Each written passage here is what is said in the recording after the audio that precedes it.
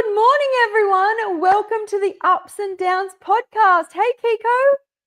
Hi, Skye. Good morning to everyone, or good afternoon, wherever you are. I'm happy to be back. I'm happy to have you back. I'm happy to chat to you today. If you don't know me, my name is Skye. I'm a raw vegan for 4 years. I was sick my whole life. Most of my life, I've had over 60 surgeries, 7 major organs removed. And Kiko, do you want to introduce yourself for those Sure. new? I just realized that I've done the same thing. Okay. Here. Whoop. Oh, can you hear me still? Yes, I hear you. Okay, I hear you. great. Okay, so I'm so happy to be back again. My name is Kiko. I have been on a high raw vegan diet for over 20 years, and I have proposed to talk about the what we eat when we are away from our home as raw vegan. And well, first of all, congratulations, Skye, for your fourth year anniversary on being a fully raw vegan diet. You are just Thank getting, you. you're just growing and getting better and better. And I'm so happy to be a part of your journey, Skye. Oh, I'm so happy we've connected. Truthfully, like 4 years ago, I just did a post. Like I was at beyond rock bottom, as in like I wasn't connected to family. I had been in hospitals. I had congenital disease, viruses, psychiatric issues. My liver was failing, literally rock bottom. And within 6 weeks, all my symptoms were gone. Within a year, blood tests were perfect. And now I get to connect with people like you and talk on things like traveling as a raw vegan. Yeah, that's so exciting. This topic is so important, and I'm so excited to share because I have been living on this, and I have to share that there are times that I felt like I needed to be, close to my kitchen all the time to be able to prepare and be, to feel the most like because you feel addicted to feeling good on certain food. So I felt like I had to be in kitchen all the time, and I said, wait a minute. No, I want to live my life. I mean, my life was so, vibrant and very active before, before raw vegan and after being raw vegan. And I said, at some point I said, oh, I need to stop this, you know, being addicted to certain food. So, yeah, and I have proposed this topic because Skye is going away on a vacation for 2 weeks in Queensland. So, is that you have to fly? How many Yeah, hours? it is 3 hours. In fact, I'd been raw vegan for 10 months. So this is what almost 4 years ago, 3 years ago now. And my first flight was up to Cairns for 3 hours. And like what you said, is one of the scariest things, and I talked a lot about this in my live on Friday, is leaving the house as a raw vegan, let alone working a full day out around temptations. And the first flight I took up to Cairns, I bought bananas, apples. I made 2 salads with dressing. This is for a 3 hour flight because, like you said, and like I was very aware when you first go raw, it's scary. Like it to me is the one of the biggest battles you have. Is this? I mean, you can call it traveling, but like you will talk about, is being a tour guide, being away from your kitchen all day. And Mhm. then like my head going the first time I went to Cairns was like, okay, I have to extra prepare. I've got to prepare that, you've got to get to the airport, you've got to like check in, you've got to be 3 hours on the flight, then you've got to get to the hotel. So that's going to be like most of my day. How do I be around temptations? Like that's, yeah, really Mhm. big. So Yeah, it's interesting for me because I have been on this raw vegan diet for 20 years. There was time that I've done, fasting.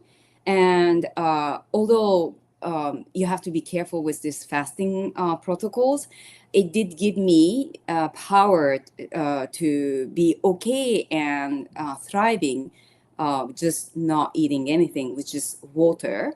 And yeah. there are times that I felt like I needed to eat fruits all the time. And I felt like I needed to, kind of, yeah, I was kind of scared to be away from kitchen. Yeah. So, yeah, I'm really excited to hear your version. I don't know, maybe I can share because my version is very easy and you can share about 2 weeks what you are planning to do on your 2 weeks. Sure. Yeah. Okay, so as Skye mentioned, I work as a tour guide sometime, and that sometime goes for like 4 or 5 days, full day with my client. And what I eat is very simple, actually.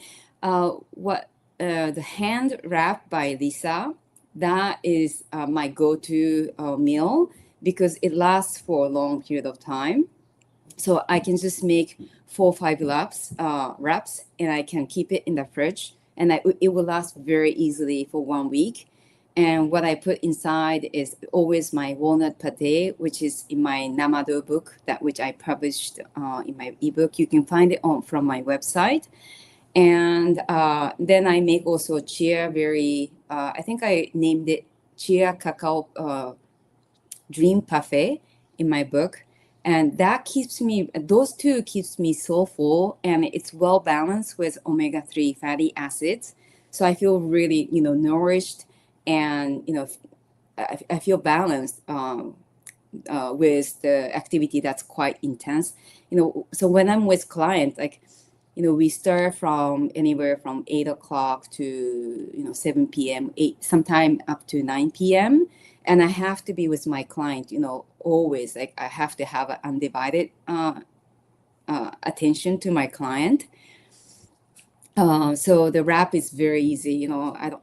It doesn't stand out. Like if I were to bring the whole box of fruit, box, it will be like so big, or the salad box will be so big that I won't be able to finish in half an hour or whatever the time given.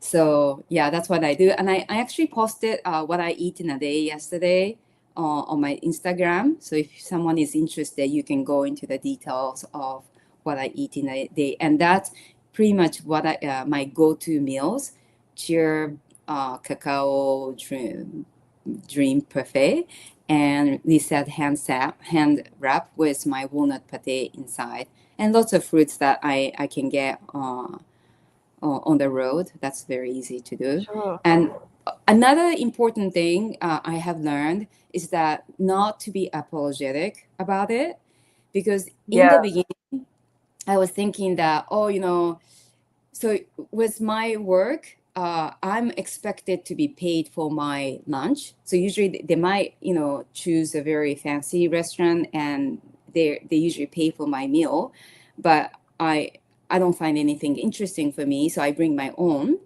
And in the beginning, I might have felt, oh, I don't know, I'm inconveniencing someone at, whether it's a restaurant, or my clients might feel uncomfortable. I'm bringing something else than what they want to eat.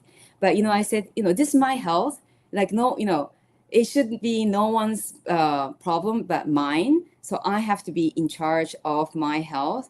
So I don't feel bad at all. Like I know I know some raw vegans, they don't feel comfortable eating their meals. Like, I mean, who cares? I mean, they would forget about it next day or next minute. But that's my body to take in charge, and I would remember what I eat. So I'm very happy with what I eat. And usually my clients would say, "Oh, where did you get that wrap? Oh my God, your fruit, your fruit box looks really amazing." And I sometimes share with my clients. So that's what I do. And I drink a lot of water.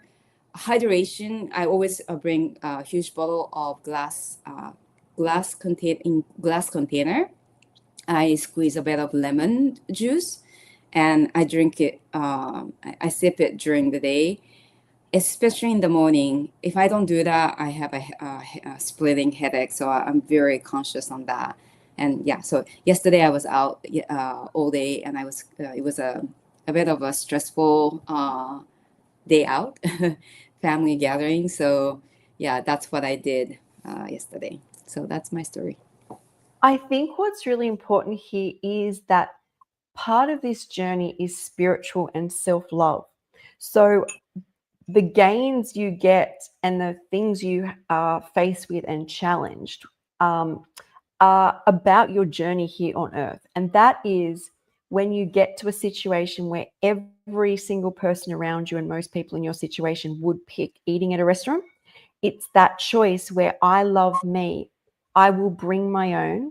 I don't even mind paying for mine. They're all these, in my well, in my opinion, these are things that we do to gain self-love while on this plane called Earth.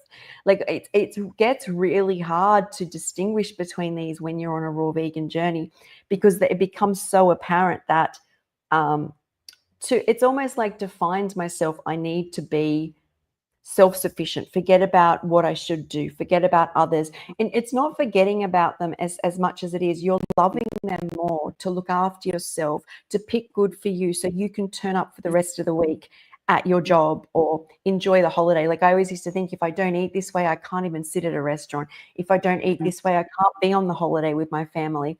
So it's all about doing it based on like the greater good, not just that momentary ability to enjoy it, or like that, because then afterwards you're not feeling good.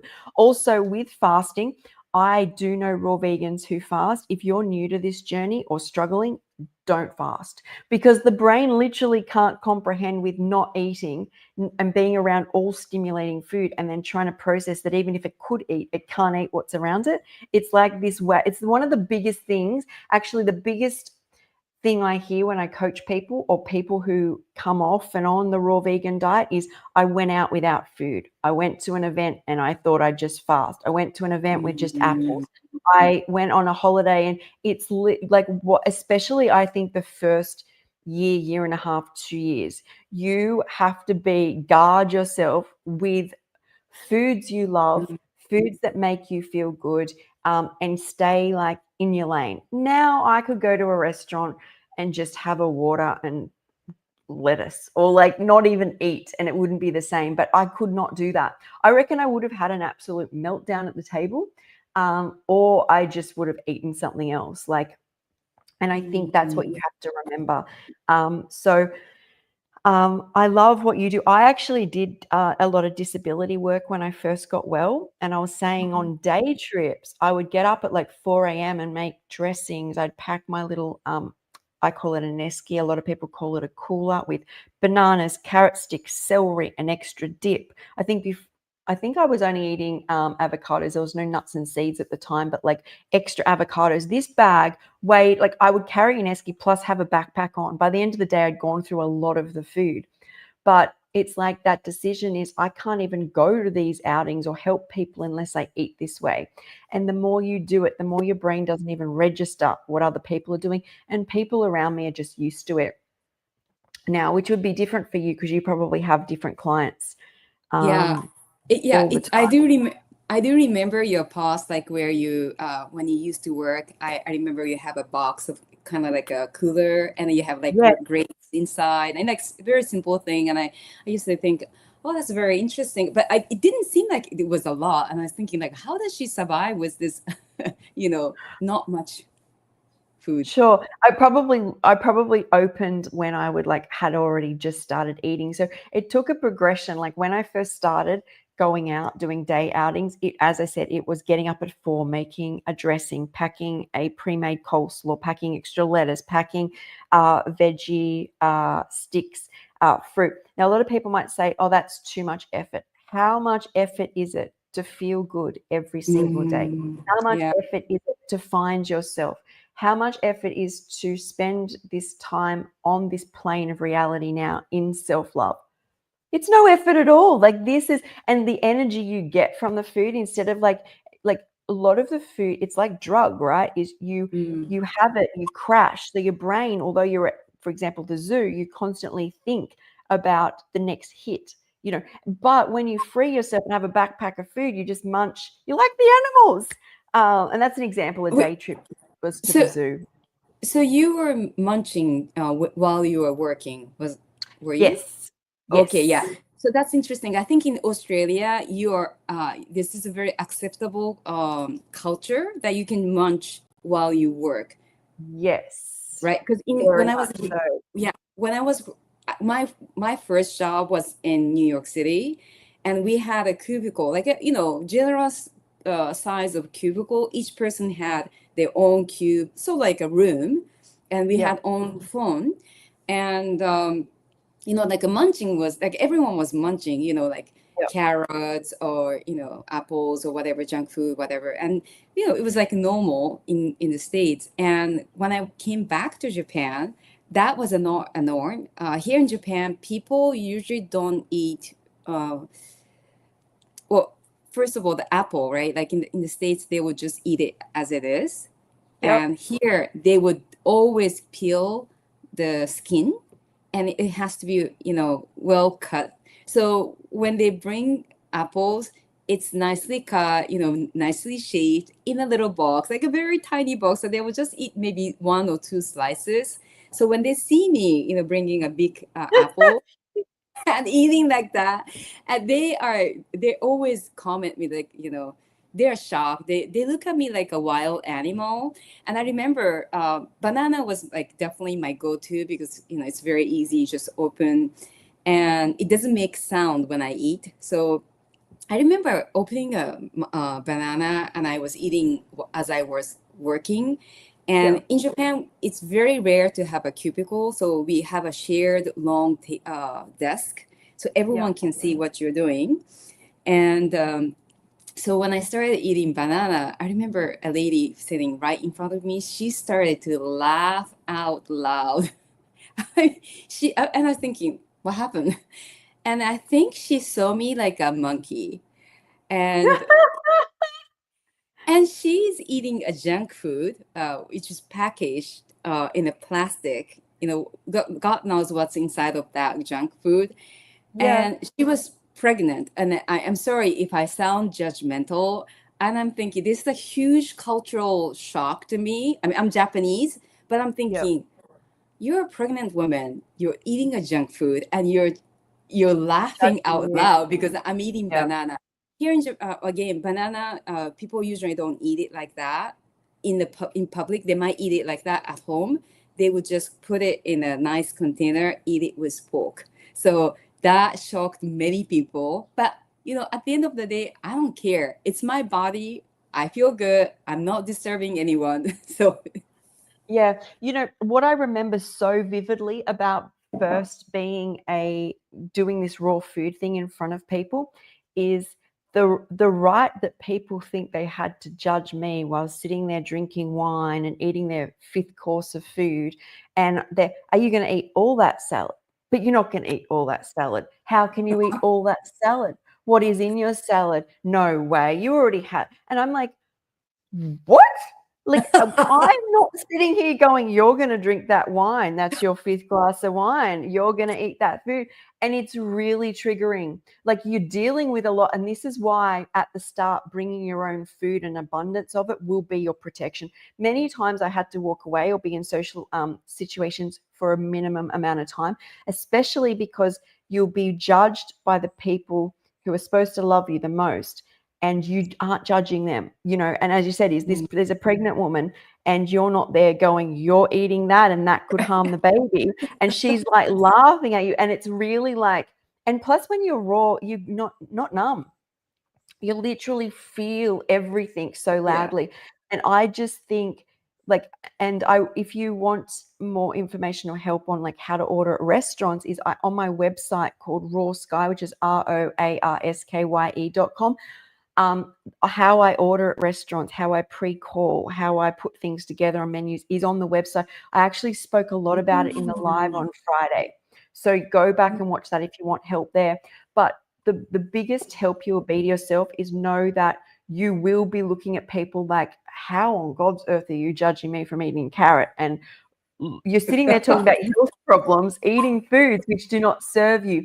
And that's their problem. You have to keep going. That's part of their journey on earth. My journey here is to shine. But you got a lot of people talking, and that's what we want. We want people talking. We want people Yeah. going, this girl is like my example, this girl Skye is constantly getting better.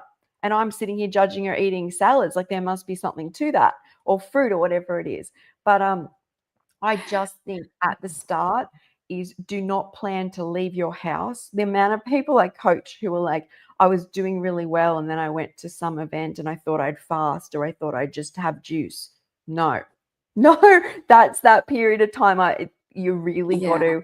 honor that. And it's very different when people are like doing fruits for 2 weeks or juicing for 30 days, Mm-hmm. because the mind, I think, can conceptualize that you're just doing this for now. But when you're starving and everyone's eating food that you can never have again, your brain Mm. just melts. Yeah, It defaults. So you yeah. I have to always, like bringing the food is so important when you first go raw. yeah. When I in the beginning, I always kind of stuffed myself before eating, and I Yep. made sure I brought something like tangerines. I like we get a beautiful tangerines here in Japan, so when it's season, like I eat a lot of them, a lot, and then I bring some more, and that yeah, you know, when everyone's eating, like you have to have a very strong mindset, and in the beginning it is difficult, so you might, yeah, you want to bring something that you love with yourself. Can I ask you, how do you, so it's very different in Australia. I can eat, I wouldn't even feel uncomfortable eating probably during a podcast. I wouldn't, because I have food in my mouth. But like I how can always eat, whether it's when I think back or if I ended up with an office job, or did you end up eating at the office job? How do you cope culturally? Yeah, yeah, Um, I was eating. I mean, if I wanted, I mean, yeah, my colleague or manager, sometimes he will come in and say, uh Kiko, you're always eating. You seem to be always eating when I step in. And yeah. I mean, for me, I eat a lot from more in morning time. I eat a lot, so I might do lots of smoothies, or I might have bananas, whatever. And when I'm using a lot like brain, I feel like I need to eat. I mean, not need. I want to nourish myself when I'm working, and I stop eating around 3, 4, 5, around that time. So that's around the time people start eating heavier food. So yeah, I mean, I don't care. Like I in the beginning, I was feeling uncomfortable, but then I realized over time that people forget. People judge me, people laugh at me, but it's amazing they forget about what they have said, or whatever. Like they have such a short memory that I again, it's my body that I have to take care of myself, and I live with it. It's not just one day. It's incremental, right? Like raw.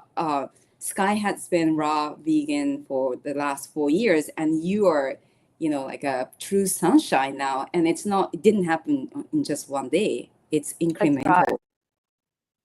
That's right. So I was just going to say, important part of when I travel, it's not so much now because I'm used to it. I've traveled before. I've been a raw vegan for 4 years. I know what to do. But especially the first few times I traveled, and I do it every time I go, is what am I eating at the moment and what tools do I need to bring? So I actually Mhm. purchased a little blender that I took with me. Most places I travel in a plane, I'll just pack it in my bag, not my big Vitamix, but just a little one. I use a NutriBullet. It's quite strong. Mhm, I mhm. also, most places have shopping centers which have fruit and vegetable nearby. Before I travel, I check out where that would be. Where's my closest shop? How am I going to get my food? Especially when you first go raw, you need to spend time planning. Mm, Like it's like a safety buffer. This is how you're going to stay raw. So traveling, a lot of people, if you're staying in a hotel, you might want to just take a chopping board and a knife. If you have a little blender, take that. I also, when people first start going raw, they might pre-make some dehydrated foods to take. I will take little nut bags of any seeds or nuts that I'm eating at the moment with mhm, me. You can buy some when you get there. Like, for example, when I went to Hawaii and I met up with like Jillian, is we're raw. So we are going to do like raw shopping together. But then when I meet mum and I'm staying in a hotel room, I bought myself a cheap bowl.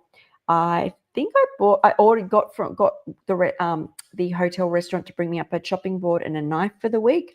I bought myself, I think, apple cider, like some basics. Each day you can buy fresh food, but I bought some apple cider vinegar, some tahini, and I think like chia, or maybe it wasn't chia, maybe it was sunflower seed or an almonds or something. And they were like my staples in the room. Each day I could buy mhm, like lettuce, but I could make a dressing out of the things I had. Or I just ring up ring into the hotel restaurant and say, can you bring me a jar so I could shake up a dressing? You need to plan out that side of it because there's such a pleasure side to food. You can go out and have like fruits during the day, but a lot of the time you still want to kind of treat yourself to something a little bit, you know, denser, more grounding. And if you don't want to just be eating a cucumber, it'll last for a bit, but you don't want to come from a place where you feel like you're missing out, because you can't feel like you're missing out for too long. So I make sure my dressing's a little fancy. What else do I do when I travel? I think the main thing is I do what I used to do, and that's have food with me constantly. Even if I'm not hungry, like when I'd been on a trip for, I think the flight is almost like 20 hours by the time I landed in Hawaii. The first thing I did was look out for a place that was so bad in America. All they had was like one little, I would say America, it's Hawaii, one little thing of pineapple like that I could buy. Because once you get off, you can't carry food with you. So I buy food because you have to. You've got to. I got like another plane trip, another bus trip. You have to refuel. And I know people might be like, oh, that gets expensive. You'd be surprised how expensive it is where you spend money not on groceries. Like, as in, like, because I think your brain classifies these as like grocery type items.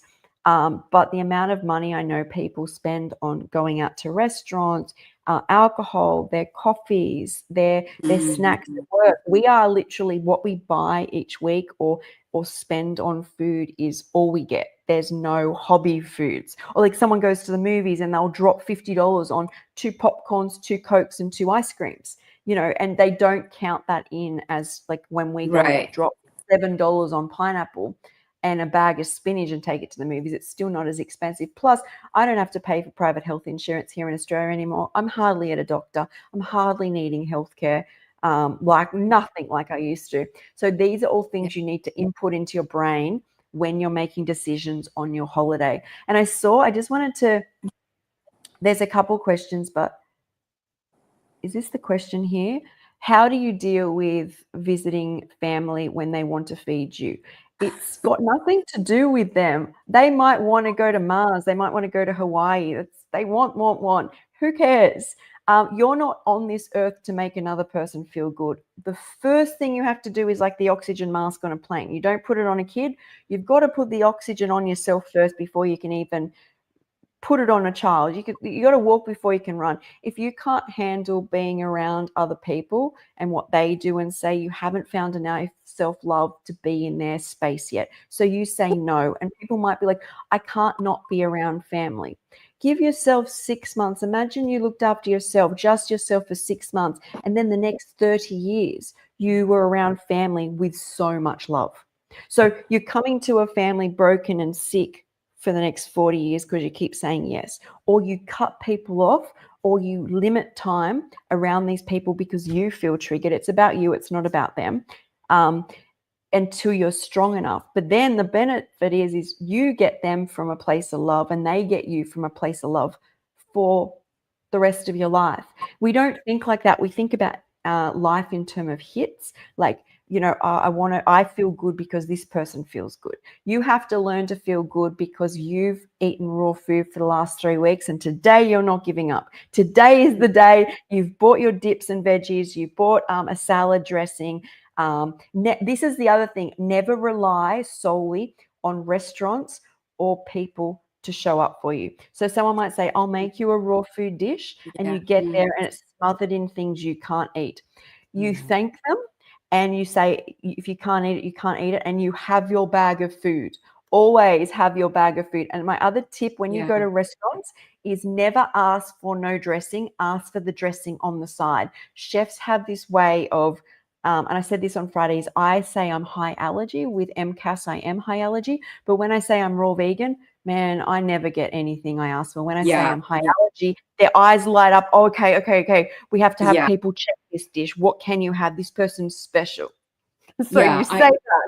Yeah, you said it so beautifully, Skye. And I'm just reading Ruby's message saying, I'm just, imagining maybe like her mother wants to feed her. And, often food is a form of love, expression of love of many mothers all around the world. So, it depends on the relationship with this person who wants to feed you, right? So like if my mom have passed away, and yeah, she didn't understand, but the way I have communicated with my mom was that, I told her that, you know I I get all sorts of reactions when I eat certain foods that she used to cook for me. So, if the communication is good, then I would speak to my mom on certain ways. So, and in allergy, although I don't want to say this word allergy, because I don't know, it sounds so negative, and Mm, I so much prefer to say, I prefer to eat certain food, but just like Skye said, especially in a restaurant setting, or someone who doesn't understand this raw vegan, they would sneak in certain things. So I'm yeah. very clear when I eat out, or go to someone's house. I always bring my food, and if they want to make something, I have to be very, very clear. I have to give out like maybe list of food that I'm highly allergic to, and I have to use this word allergy, because Yeah. otherwise they would sneak in something, you know. Yeah. And like I've actually, when I first went raw, I would call, this is one example, called the restaurant twice, emailed the restaurant, got there, had it written out, and they still put oil and salt on the salad. And I almost, because I got so worked up, because I was just newly well and everything took a lot of energy. And then I have to watch everyone eat foods I can't have. But I went to so much effort.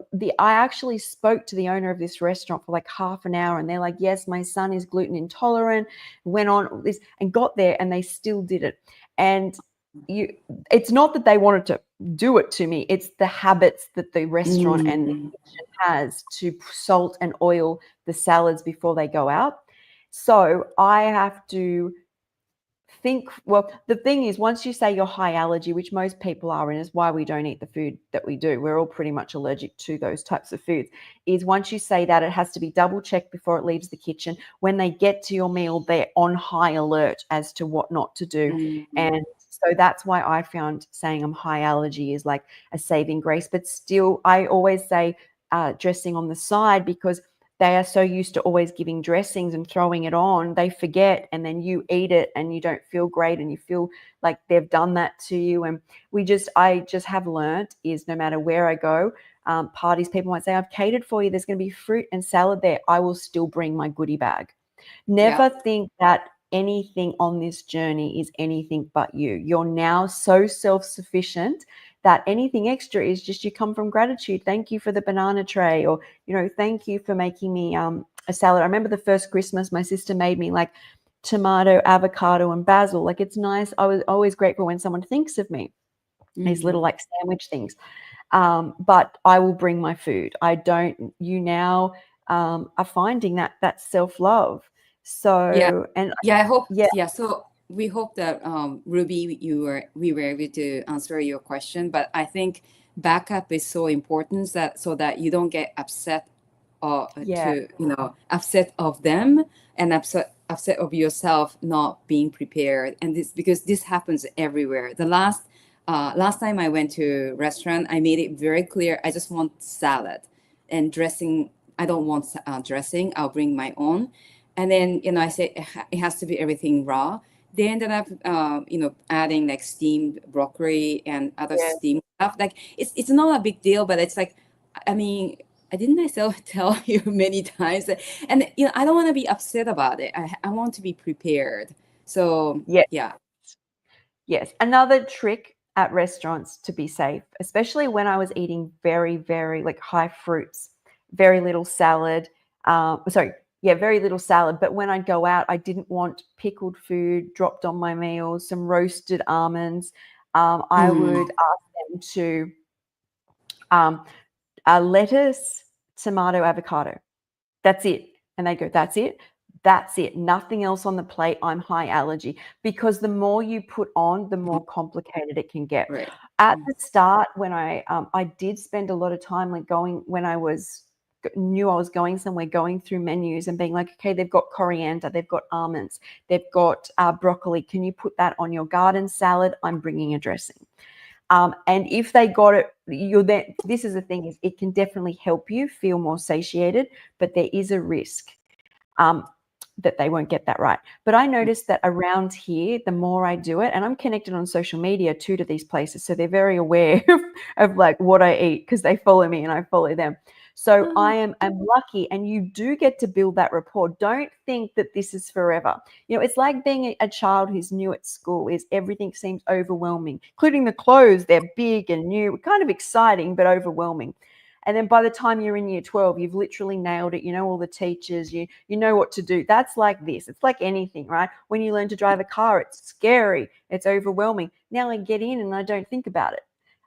So it's like that. And you have to remember that the more you show up on this, the better you get. I just think if I was to tell someone how to travel, it's over prepare. How do I do it when I leave the house? Over prepare, and just keep that principle going for at least the first 2 years. Even when you're good at it, over prepare. You can always put the food back in the fridge at night, whatever. Over prepare. Yeah, this is super interesting because you live in Sydney. You know, those are the kind of place that this is like a California in the States, right? So it's Yes. usually, you know, people are more open or, you know, yeah, open to this raw vegan diet, and you still have this kind of challenges. So that's interesting. But at the end of the day, you know, you want to feel you know, comfortable with what you eat. You want to feel comfortable with what they prepared. You know, it's not, they're not mean. They're not trying to be mean. They're trying to do, you know, they're trying to be, you know, nice to you in their own way. So for Yeah. me, not to be offended or not to get upset about it, I like to over prepare myself as well. Yeah. And like I recently, and it gets better, guys. So recently I went to a new place for, I think it was Easter, with the family. And they looked like they had on this menu this beautiful cashew mango salad, but they'd swapped menus and I didn't know that. But I had in my bag an avocado and I thought they might have roasted their cashews. So I bought raw cashews. So I had in my bag an avocado and cashews. They brought out the most beautiful salad with like pomegranates. I can't remember what it was, carrot, onion, greens, big bowl. And I just topped that with lots of lemon, some salt, avocado and cashews. Boom. That was beautiful. It was satiating. I usually don't eat that higher fat all at once, but everyone, when you have, this is the other thing I like to do is when I go out or when it's Mother's Day or when it's a birthday is I don't eat like I normally eat, but nobody else eats like they normally eat. And that's what you have to remember is like you're allowed treat days as well. So, you know, everyone for the Easter is having like 3 course. They're having chocolate cake at the end. They've got entrees, whatever, you know, a few drinks. And I'm eating high fat. It's a treat. I also went home and made myself one of my favorite salads. I do that as well. Anytime I've been out is I don't come home and sit and reminisce on lack.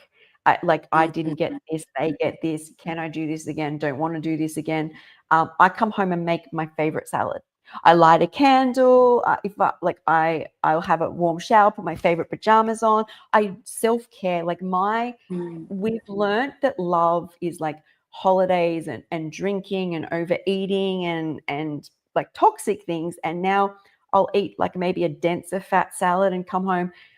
My reward, because like I don't drink and I'm coming from this alcoholic background. So and especially with my memory back, I get triggered a lot at the moment. Is my ritual is have a shower. And in the shower, I always go, I would not feel this good if I even had 1 glass of wine. So this is feeling good. I light a candle. I spend time making, and look, I really relax and feel great when I make myself my food. I love it. It excites me. So it's like, what self-care actions can you come home and do? And then I can't have children, but I'm also grateful that I can now come home and sit in a space and I don't have to care for anybody but myself. And I'm not telling other people to do this. You have to find, for some people, I know, like my sister, after we've been out for a lunch or something, loves to come back and played when we're younger, like when this was started, like board games with her children, like whatever it is you love to do, which doesn't involve something which is self-harming. I suggest you make a ritual of it, because you'll need that as support. Even on a holiday, like mum and I have a salad afterwards. She'll take me out for fresh coconut water after we've been in a restaurant. She's eaten what she wants. I'll eat a salad with her, and afterwards I'll be like coconut and walk along the beach. You have to rewire your brain on holidays to not overeat and drink. What is it you love doing? You know, when I was with Jillian on a holiday, very different, because we both do the same things, like salad, feet in the ground, laughing, laughing. Do not underestimate how much fun you can have with people that really get you. You know, lots of joy. That is it. That's the drug of life, of love. Yeah, that's right. And Ruby said that was helpful. That's great that we were able to help. And Tessa said that she eats alone, and I do that as well. But sometimes if I Yeah. don't resonate with others, and sometimes I got when I was working in the office, I got tired. People like like really looking into my bento box and say, "Wow, what's." They always say that's like a Springfield because it's very colorful. I like that. It is, and And I'm it, going it to is, become the Springfield. I become what I eat. I will be this. yeah, and it is all nice, but I got so tired that I can't even eat comfortably. I need the whole 1 hour to eat, and eat and chunk, and masticate well. And it's like people are commenting, "What's that? What's that?" Like, okay, leave me alone Yeah. for a little bit. And the food, like I don't know whether it's just me. I don't think it is there. One of the greatest gifts that I give myself every day is, and it less so in winter because it's a bit colder, but is making my food and taking it outside and enjoying the flavors, enjoying the sun on me, being so grateful. And then when you eat around other people, you're trying to eat something which is not stimulating, which is more connective with self and nature. And they're yap, yap, yap, yap, yap, yap, yap, and push and pulling you, and you feel things that you don't usually feel. A lot of the Mm, time, especially when I was doing disability work, even when I had clients and I get a lunch break, is I would use their backyard or a local park, and I would go and sit on the ground and enjoy my food, and be so grateful for it. I could not. Huge part of the even when I was in Hawaii with mum, is most of the time I eat my meals separate. I don't know whether it's just a learnt behavior, but I find a great pleasure in making the food and then being present for it, like being present mm, for this gift I'm about to become, because it just makes me feel so good. Like I'm literally about to become a Springfield. Um, yeah. and back to Dr. Emoto, is what you think and feel as you eat, you will Mm, become. And yeah. so you want to stay, you don't want to be, trying to defend your food every day. Like, I eat this because I'm healthy, just there's a time for it. Right. You want to share what you have prepared, what you are going to bring? Because you're leaving in how many Sure. days? Tomorrow I leave. Oh, yeah. Tomorrow Okay. morning. Okay, so this time will be a lot easier because usually I do not travel without my blender. Um, and a year ago when I went, I had come off the back of juicing, and I spent a lot of money and time at the juice bar, but I didn't bring a juicer. I really overpacked last year. But this year, I'm eating very simply. I'm eating a lot of veggies and just chia and flax. I will bring my grinder, my coffee grinder, and that's it. When I get to the hotel, there's a kitchen, so there will be knives. There'll be probably a blender anyway. This has got like a kitchen in it. So not much. I will literally, the only thing I will bring is a grinder. But this is very different. So we're 4 years in. Like the first trip, I think, was like 8 months in, and my whole packing revolved around how I was going to stay raw. Like it was my whole personality. And that's why, and I think that training I did back then prepares me Mm, now for this. And look, my family knows. So mum sends me messages being like, there's markets and there's like Rusty's is open like on the weekends. And I've been to this place before, and I know where the okay. Woolworths is, which is the big shopping center. So my plan is to get up there, drop my bags. I'm meeting up with Freely. I'm really excited. We're going to go live. So Oh, that's oh, tomorrow. So that she's back in she's up there. Australia. She's up there. Yeah. So she's up. Oh, So we're going to hope, if all goes to plan, um, because she lives in somewhere else now, right? Daintree, she lives up the Daintree way, which is Cairns. So she's Oh, like she's half in an hour. Australia. Yeah, she's Australian. She's Oh my God. Aussie. Yeah, I know she's Australian, but I thought that she lives in I don't know, Southeast Asia because the video that she shows is like quite wild, No, that's right? Australia. Oh wow, that's exciting. But it's not like Okay. I am like in the suburbs. She's like off grid. So Oh wow, that's that's really exciting. exciting. So But you'll it's be like one of interviewing those, her? sorry? Would you be interviewing her or?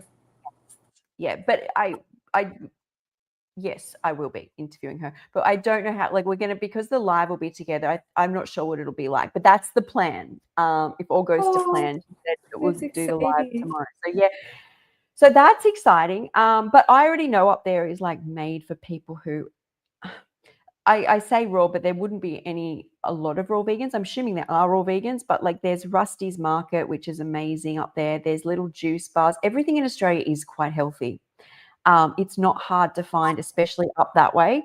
It will be like, it wouldn't be weird to walk in and even say you're raw vegan. So when I get there, I will dump my bags. And then, as I said, hopefully we meet up and then I will do food shopping. And just have like an abundance of like Mhm. fruits and the veggies I'm having. I'll make sure I buy some flax and chia. I have been having the occasional matcha, so maybe some matcha. That's kind of it. I will find a local juice bar because I will want a juice in the mornings. Um, so not too difficult. It's not difficult for me this time because I am not not learning to stay raw. I am raw, Mhm. and everyone I'm with Mhm. expects me to eat raw. When they book restaurants as well, is I don't go out every night with them.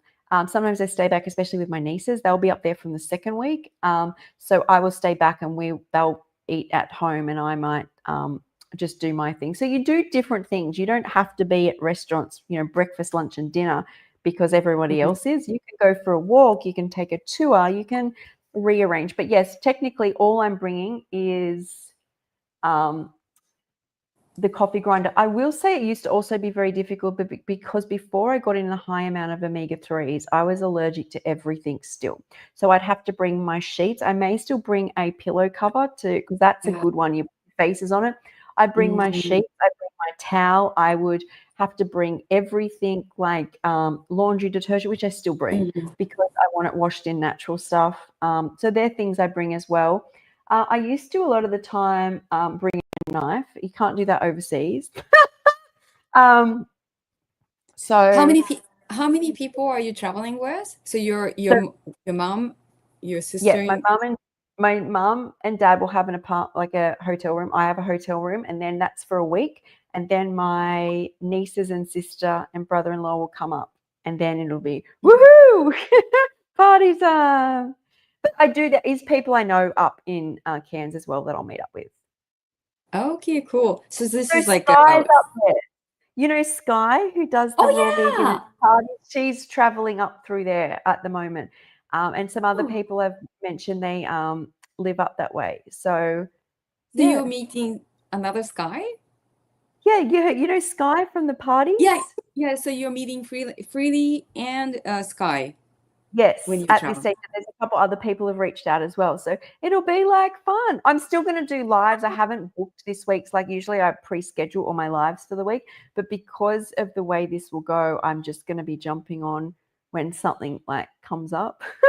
Okay, so this is like a yearly family reunion trip or something like that. Look, we do this because up there the weather will be about 37 degrees Celsius. Down here Oh, right now it's probably 12 degrees Celsius. So in the nice. tropics, in like up where Freely is up in Cairns, that's why she lives, it looks like she lives somewhere else, is because it's warm or it's rainy season. Up there it's really hot. And so we and my family tend to break up winter by going up there for a Nice. couple of weeks each, because by the time we come back, our winter is so short and it's not that cold. We'll have started to come out of our winter. Like August, I mean, I'll be back, it'll be the end of July. And once you get into August, it just by mid-August, it starts warming up again. So it kind of breaks Mm, up our winter. That's why we go up there or do a trip this time of the year. So mm. Okay, well that'll be so much fun. So yeah, yeah, That's great though. Like, so your luggage will be it's much lighter than your previous trips. Well, no, I'm female, so I overpack. That I did not lose. I'm like, whether it's a couple of days, I'm like, and I'll just add this and I'll just add that, and maybe I'll need these shoes. And I get there and I literally live in a swimming costume. So, like, I don't, and I just look at it, and then one night I'll go out and I'll be like really dressed up, and that's it. But yes, technically, I don't need much. I'm not stressed about it. I will say, being on like a higher Oh. omega-3 diet, my anxiety in general is much lower. It's probably much lower as well because I didn't. I'm not freshly raw, like new into this lifestyle, but just all over. I just noticed that that's another great thing. Um, but I will overpack food. Like, so we usually go to what's called like a Qantas Club when we get there, which is like a lounge for the airlines. And so they're having like, depending on the Mm. time of day, like coffees and drinks and food, course after course. And I'll like have just veggies and fruit, though they have fruit there. Always scout out like where you are, because there's usually fruit, salad, juice. There's juices there, though I don't think I drink them because they're not just juice. But Mm. like that's how it will start. But I always just still take my bag. But so With you're doing a lot of green juice now, Sky, right? So during those 2 weeks, you might not get cold pressed green juice. Is that right? Oh, I will for sure. That like in Australia, coffee shops have juices. Like it is very unusual to go into a coffee shop here, which is every second shop, and them not be able to make a juice. It's Like a just cold common. pressed, Yes. yeah. So Oh, whether it's really? like big juices, freshly juiced. They'll watch them Oh, put through the nice. celery and the apple, and it's very common. We're like a beachside. It was very rare in Hawaii. Like I did not find a juice bar until the very last day. Coconuts I could find. Um, in America, it's not a common thing, but in Australia, it's really common. Though they have shopping centers that have like cut up fruits. They had juices which had been cold pressed days before on the Mhm. shelf. So I just grabbed that. So I've never heard. So hang on. It says, uh, I'll just bring this up about Tessa.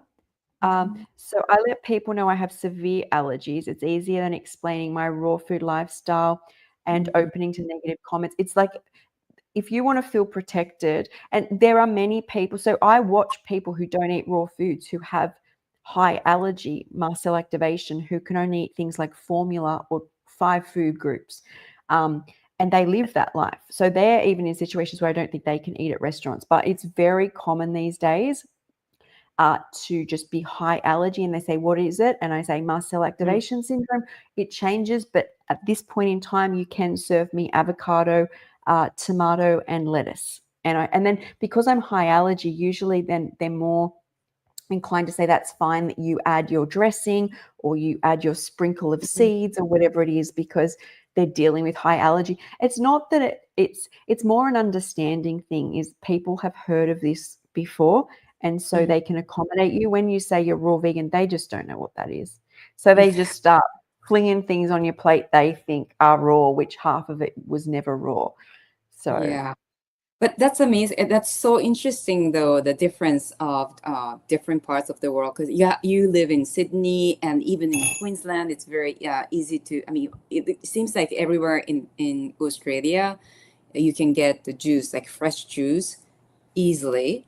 And I think that was the yeah. case when I was living in New York. I mean, you don't find the fresh juice in every coffee shop, but in New York it was easy to find. I knew where to go, but here in Japan it's very rare to find fresh juice. So yeah, it's knowing where what you can get in certain places, right? So that you can prepare yourself. Yeah, it's all about being prepared. Like when you're first raw, how I see the world was no one understood raw. There is no raw anywhere. It's all about you educating yourself how to be raw where you are. And I spoke about this on Friday in the live. If you go to my website, Mm, roarsky.com, I've got a section called shops. And you'll mm, see when I list them, it's not that I think you can go to the shops, it's that I know what shops are open still at 10 o'clock at night close to me that have fruit. I know when I walk outside which shops have sugar-free acai. I know which shops sell juice. I did that because I love mm, me.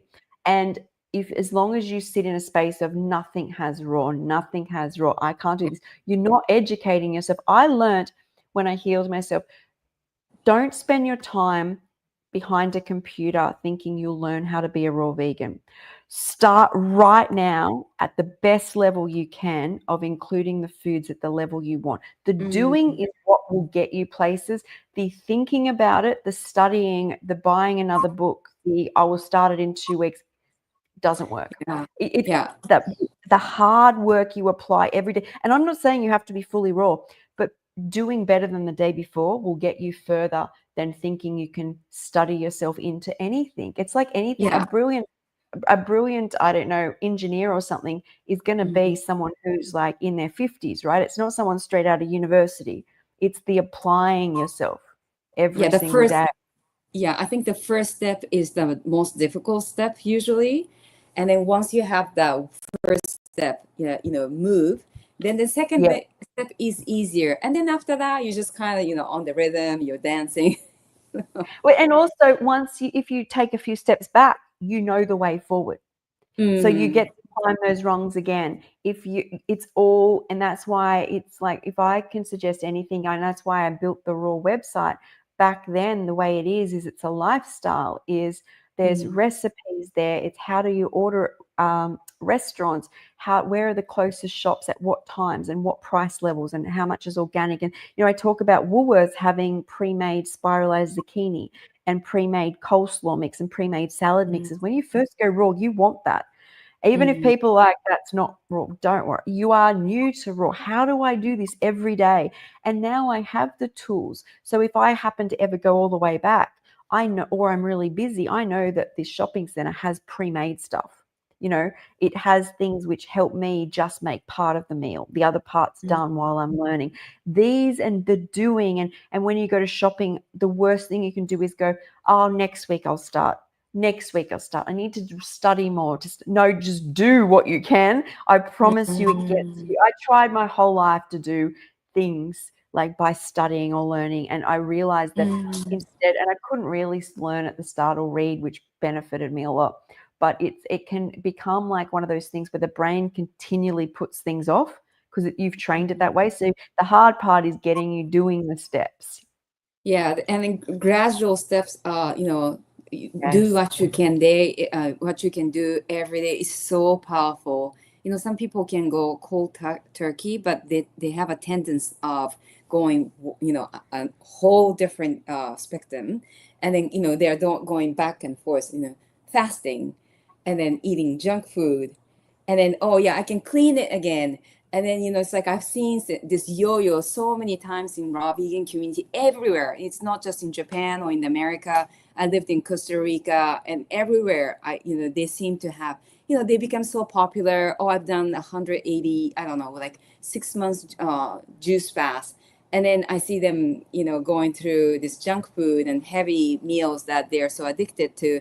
And, it's not judgment, but it's not, I'm not saying that to judge them. It's just mentally, it's so it's dangerous to go through this back and forth, back and forth.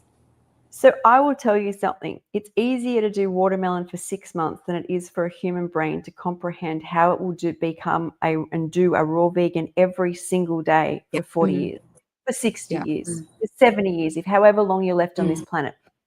If you see somebody get these quick results, it's how the brain is wired, quick results from watermelon for 6 months, right? Is you're getting a whole lot of dopamine from looking at before and afters with this quick hit, like this quick 6 months of my life or even 3 months and I can lose 20 kilos. But how does the brain deal with forever now? No more do you have anything you've done before.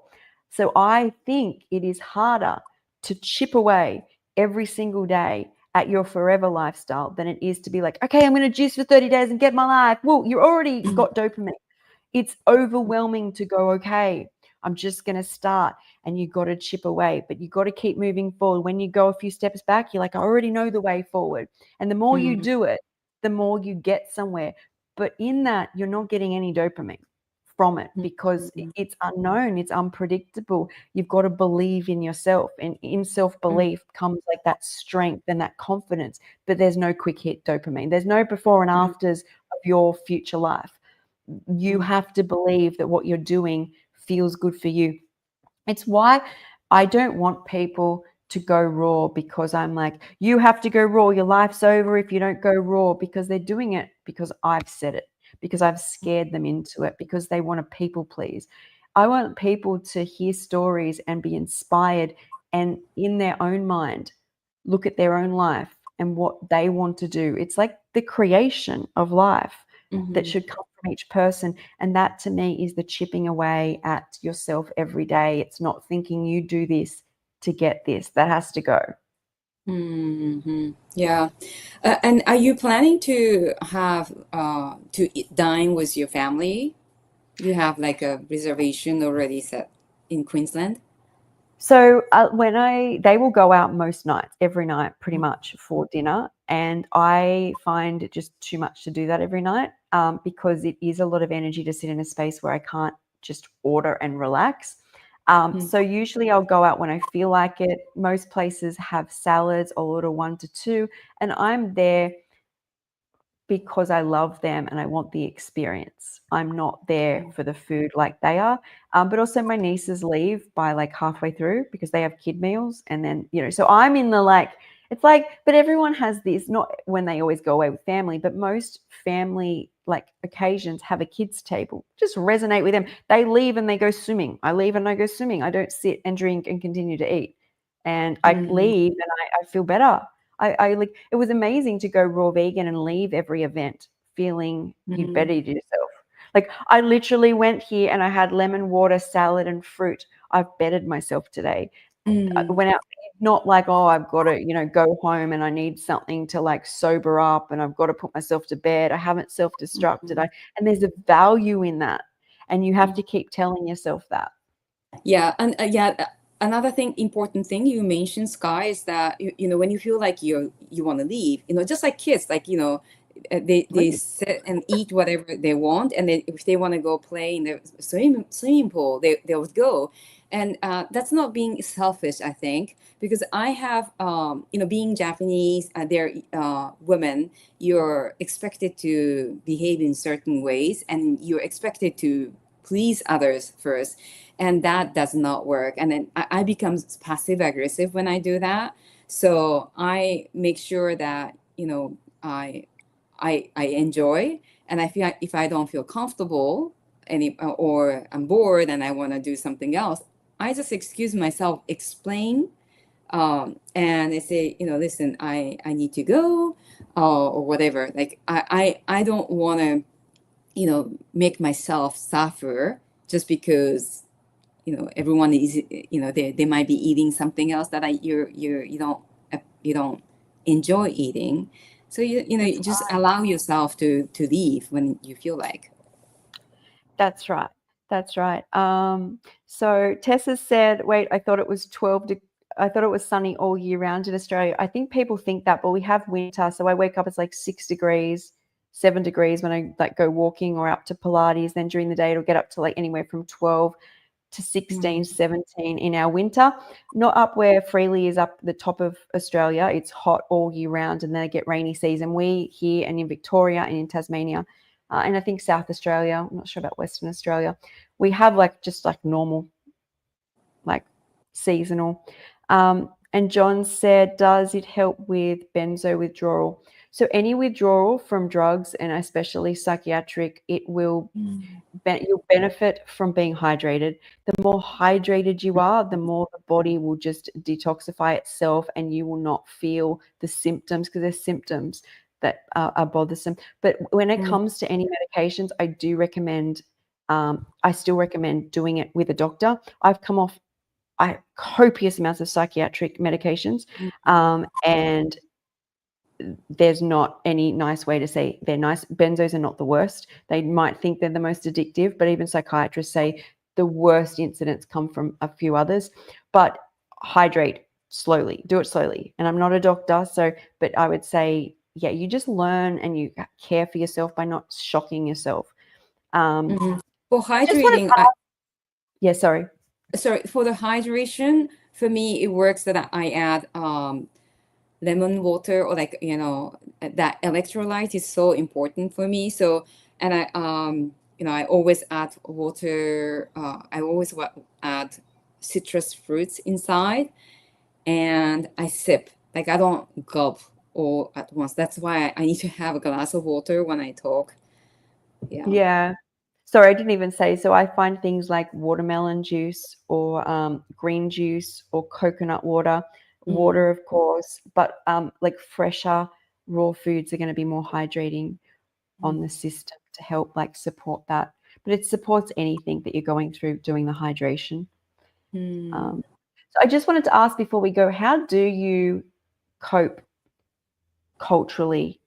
Because what I noticed about us talking is we are very forgiving and easygoing and relaxed in Australia, but you sound like even when you step outside, it would be very rare for someone to be walking around holding a banana.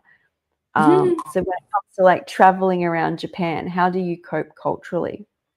Uh, like I said, it's my life, it's my health, and I can serve better eating well, nourishing myself first. So I just let it go. People might call me like, "Oh, Kiko is just Americanized," or whatever, in a negative way. But it's their perspective. It's nothing to do with me, right? They Whenever they Yeah. have negative comment, it's just their reflection. And yeah, I just, if they want to see me like American, spoiled Americanized girl, I mean, let them think that way. And we are just too hard on ourselves, Yeah. that I know by me being me like this, it helps many Japanese people, because we have a certain way to live in Japan, in our society. Everyone is polite here. Everyone is very nice, but we are expected to act in certain ways, and that sometimes gives a lot of pressure for Japanese people, especially women. And by me being like that, like this, I know that it liberates a lot of people. So I just, show up, make sure that I'm well nourished, I'm well centered. And when they have negative comments or reaction to me, I know that it's not me. Well, Yeah. of course, I check myself first if there is anything I could have done better. But most of the time, it's just their reflection. They might feel, they might be going through something in their life. And also, when they're not well, health wise, if they're irritated with certain things, it just shows in their behavior. So I just send them love and let it go. I love that. I think you have to look in yourself and know you're doing right for you. I also just wanted to ask you about when you travel on a plane or to a hotel, what do you bring with you? Depends on how long is the distance. So again, the wrap is my go-to. So that travels really well. Um, yeah, I drink a lot before getting on board. A lot. I eat a lot of fruits.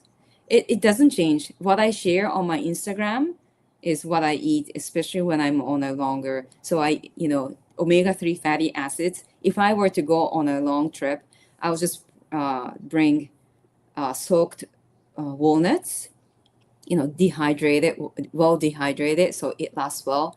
Chia seeds, I would do the same thing, so that, and then grinder, so I can be balanced with omega-3 fatty acids. I don't usually buy the airport fruits in America because they're super expensive, and I don't feel good. But if I go to Southeast Asia, they have a very good, um, Yeah, fresh they just have fruits. fruit baskets. Yeah, yeah. So it depends on where I go. Yeah, I think that's all really good tips and things that can definitely help people. And yeah, guys, that I think Yeah. that sums up. Did want to say is I noticed I traveled to America. I'd eaten only grapes the day before and on that flight, and that was amazing for me. I got there and I kept eating fruit. that experience was really great. By the time I returned, I tried doing it again, and I ended up actually really sick on the way back. I got back, had COVID. I actually got COVID over there and came back and was really unwell. And I could barely eat. I almost ordered food on the plane or a drink or something. I was so, so sick, but then I couldn't eat. I just fasted till I got home. And someone said something to me, and that is that there's so much radiation on planes and in hotels. So when I flew over, I live by the beach, and so I'm outdoors a lot of the time. It was still warm, and so doing fruit was okay. The plane was the first time there was radiation, right? And I was quite light. Then I'm like traveling back over to the mainland on a plane. Then I'm coming back on a plane. In the hotel, there's lots of radiation from like Wi-Fi. I think I was in the Sheraton. So people said that can really affect you. So once again, it's not, there's no right or wrong way. I would love to always travel on just fruit, but I think you are less vulnerable, allergic, there's less nausea when you've got a lot of radiation and you have things like higher omega-3s from even like the walnuts, denser foods like veggies. When you're on just fruit, you're a sensitive little soul. You'll do very well with the dense. Like, think about it. People thrive on dense fruits in the tropics, fresh from a tree, and we try and survive on watery fruits indoors in a place where they don't even grow. So like, that doesn't compute, right? Is the only people who constantly do well for years, besides there is a couple, but I think that's not the norm, is people on beach. So I think it's play around with densities on raw foods. That's a really important thing when you travel. Omega-3 fatty Omega-3, like, we it's love, changed my life.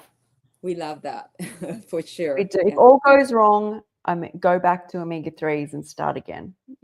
I just think it's just it's the only time that I have not had any flare-ups in the past 4 years. Well, I did okay I don't want to get into it too much now. The first couple of years, eating lighter, and then I think the next 2 years I spent with constant things. But there were still things that weren't healed until I went on omega-3s as my priority, and that's for me. So.